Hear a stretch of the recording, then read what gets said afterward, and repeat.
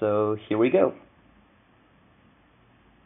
For the belly, I'm going to start with a general light highlight on the top of it. The blending will form a crescent to follow the shape of the belly. Then shading a little bit on the side, but not too much. And to be dark on top of the loincloth, here with a small highlight on the side, on top of the rose here, and a little more highlights there on top of this ball, always to follow the zenithal light.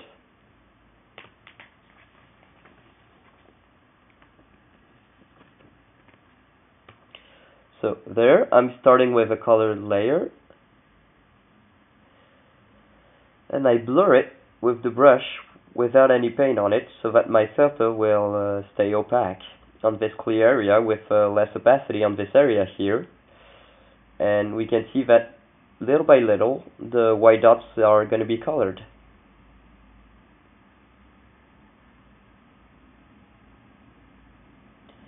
I'm going to resume this step, going a bit more on the side that I didn't do on the first step.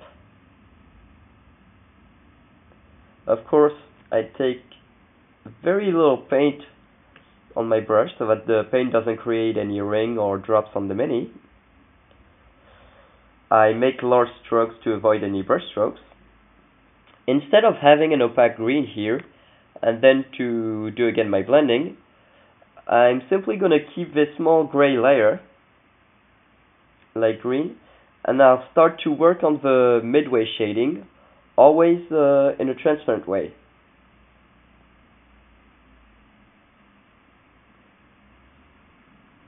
I'm going to do a shading too, and then I'm going to go back on the midway highlights, again the highlights, then the shading. I'm going to go back and forth, always with transparent filters that mix themselves to upgrade the blending.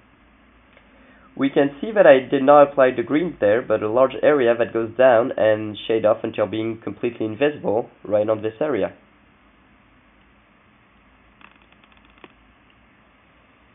It's really the overlapping of layers that will improve the blending. There I've just painted again with a darker green. Here is a line, so with the brush that I removed the excess of paint, I come to blend it, and I do a sweeping movement to blur the area. We see that with just a few brush strokes, the blending and the white pigments are less visible. Using a deeper shade that is prepared on my palette, I'm going to continue the shading process. I had taken too much paint on my brush, so I've just wiped it before applying it to the mini. There. I shade underneath. In this case, it's colored a bit more red because red is the complementary color of green.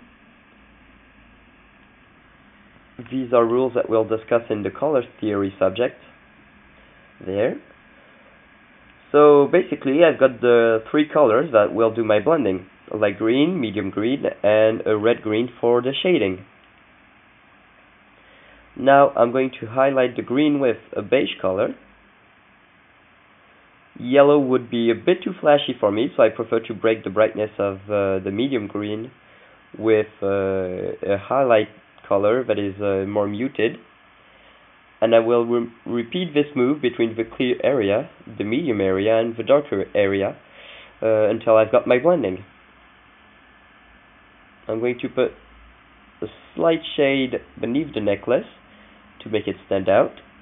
And we can see that as I go along, you can see that the white pigments totally disappeared. Here, I'm going to give a certain angle to the mini to have a perpendicular brush stroke. The crossing of brush stroke is really important to blend colors. Really, the biggest mistake that people make when trying the first time is to keep too much paint on the brush. if you look there on my fingernail, we see that I paint with a really transparent layer. There is almost no paint, and it's well thinned down, and above all, there's a small quantity. Really, with too much paint, you wouldn't have a good result, and you'd find this technique pretty disappointing. This is the technique I mainly use for almost all my work.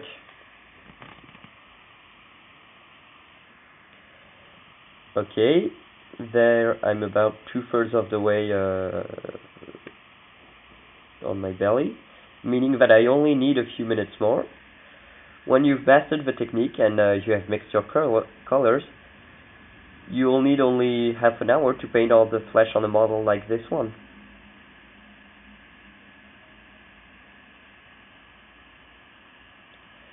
Another mistake that we frequently see with painters trying this technique for the first time is that their highlight is often too opaque on the large area. It means that they forget to have midtones. They have a large clear area and a large dark area and a very small midtone. So you definitely shouldn't forget to come back with your base coat and water it down really well so that it doesn't leave brush strokes on the midtone areas.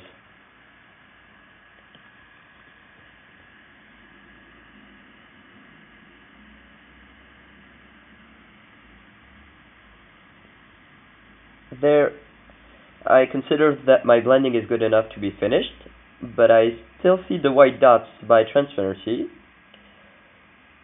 So I'm going to continue to apply some glazes and washes so as not to upgrade the blending.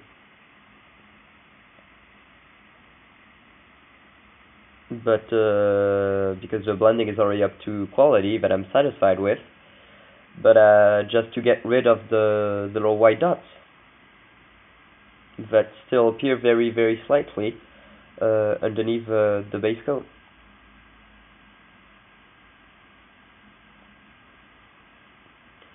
I think that just 1 or 2 passes will be enough.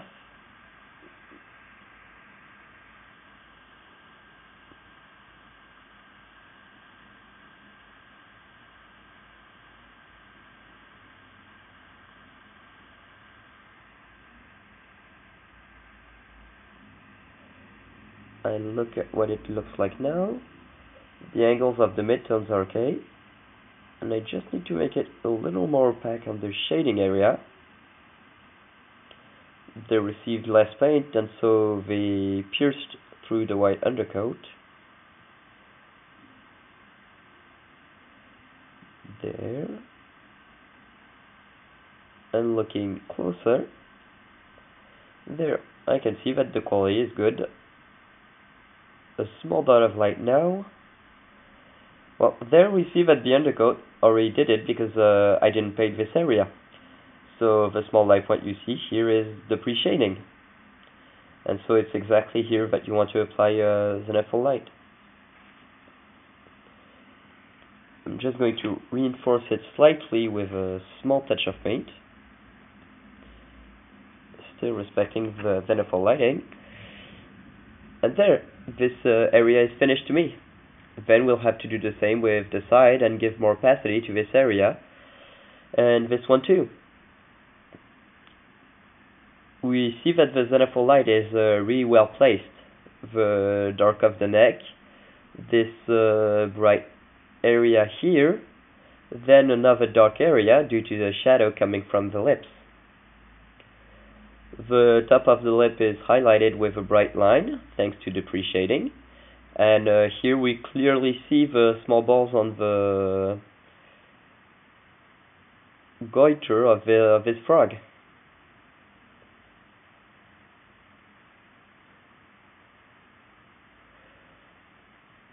Really, this technique is one that I really like at this moment.